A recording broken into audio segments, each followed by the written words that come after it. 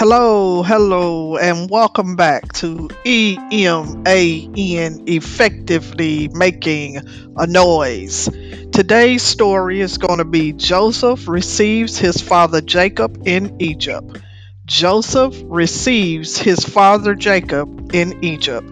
It's coming from Genesis chapter 46, verse 1 through Genesis chapter 50, verse 26. Having heard the good news that his son Joseph was alive, Jacob journeyed with all that he had to Beersheba, and there offered sacrifices to the God of his father Isaac. And God spoke to Jacob in visions of the night, saying, Jacob, Jacob. And he said, Here am I. Then the Lord said, I am God, the God of your father. Do not be afraid to go down into Egypt, for I will make of you there a great nation.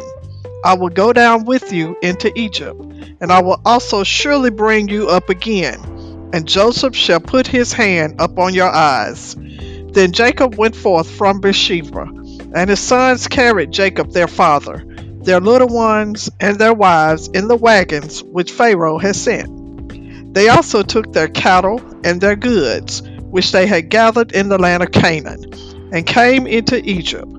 Jacob and all his family and all his possessions, which means the things that belong to them. And the number of persons belonging to Jacob who came to Egypt was 70. Jacob sent his son Judah before him to appear before Joseph in the land of Goshen. Then Joseph made ready his chariot and went up to meet Jacob his father in Goshen. And Joseph presented himself to Jacob, and fell on his neck, and wept on his neck a good while.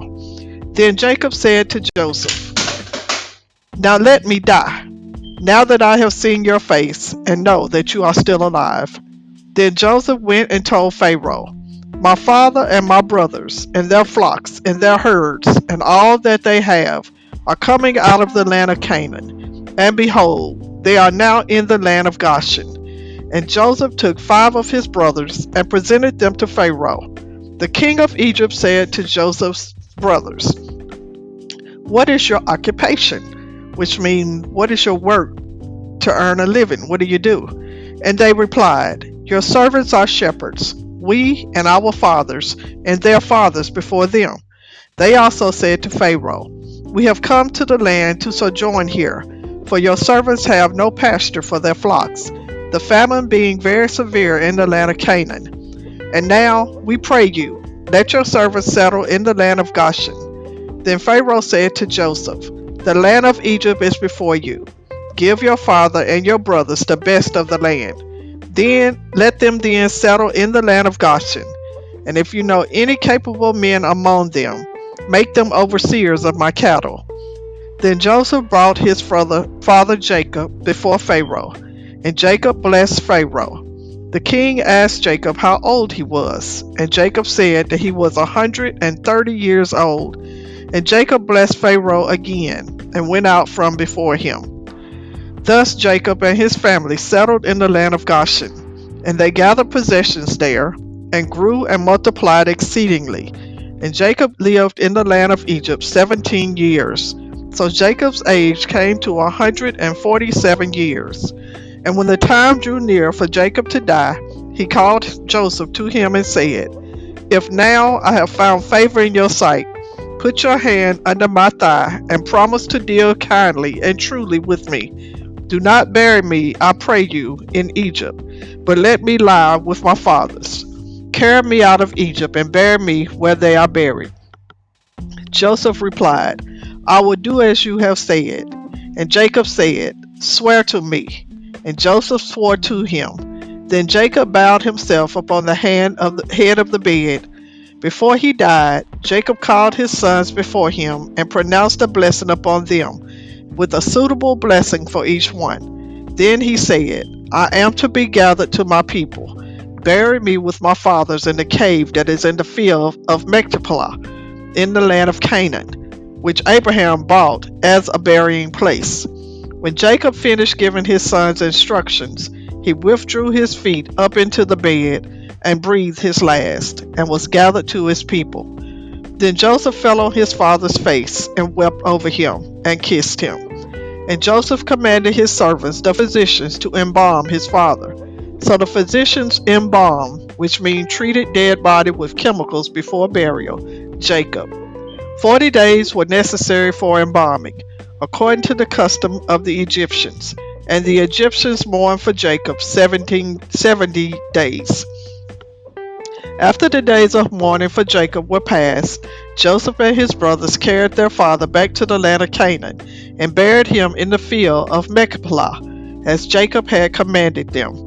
After he had buried his father, Joseph returned to Egypt with his brothers and all who had gone with him to bury his father. When Joseph's brothers saw that their father was dead, they said, "It may be that Joseph will hate us and take revenge," which means the act of paying back evil upon us for all the evils which we did to him.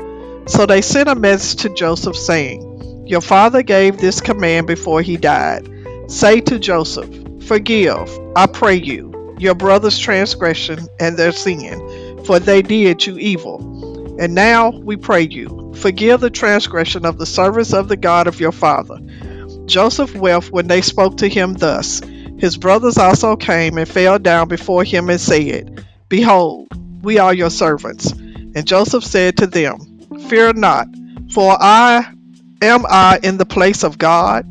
As for you, you meant evil against me, but God meant it for good, to bring it about that many people should be saved, even as they are today.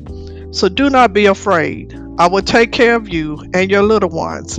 Thus Joseph reassured his brothers. So Joseph dwelt in Egypt, he and his father's house. And Joseph lived 110 years. And Joseph said to his brothers, "I am dying, but God will surely visit you and bring you up out of this land to the land which he promised to Abraham, to Isaac, and to Jacob." Then Joseph took an oath of the sons of Jacob, saying, "God will surely visit you, and you shall carry up my bones from here."